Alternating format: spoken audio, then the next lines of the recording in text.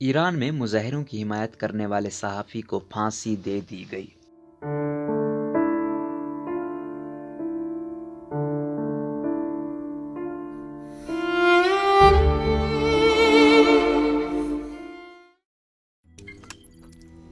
روزنامہ قدرت کی ویڈیو دیکھنے کے لیے ابھی یوٹیوب چینل پر سبسکرائب کریں اور بیل آئیکن پر بھی کلک کریں۔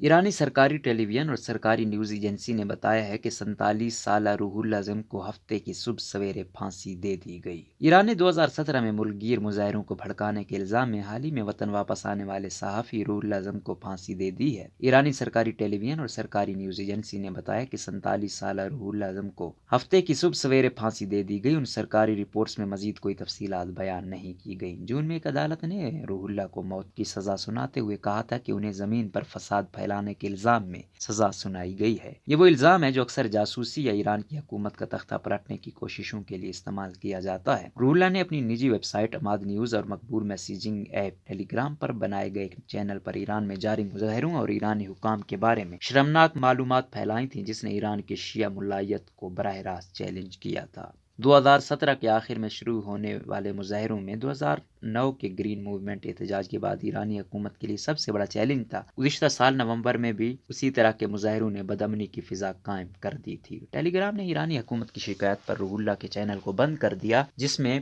پٹرول بم بنانے کے بارے میں معلومات بھی فراہم کی گئی تھیں۔ بعد میں یہ چینل ایک مختلف نام سے کام کرتا رہا۔ روح اللہ اس وقت ایران سے فرار ہو گئے تھے جب ایرانی حکومت نے ان پر غیر ملکی انٹیلیجنس کے ساتھ کام کرنے کا جھوٹا الزام عائد کیا تھا۔ اس وقت انہوں نے ٹیلی گرام پر تشدد کو بھڑکانے کی تردید کی تھی۔ اطلاعات کے مطابق 2017 کے مظاہروں میں تقریباً 5000 افراد کو حراست میں لیا گیا تھا، جبکہ 25 افراد اس دوران ہلاک ہوئے تھے۔ چند ماہ پہلے ہی مشکوک حالات میں جلا وطنی ختم کر کے پیرس سے تہران پہنچنے والے روح اللہ کی گرفتاری سے متعلق تفصیلات ابھی تک واضح نہیں ہیں۔ وطن واپسی پر انہیں انٹیلیجنس حکام نے حراست میں لے لیا تھا۔ وہ حکومت مخالف متعدد شخصیات میں سے ایک ہیں جو گزشتہ ایک سال کے دوران جلا وطنی ختم کر کے ایران لوٹے تھے۔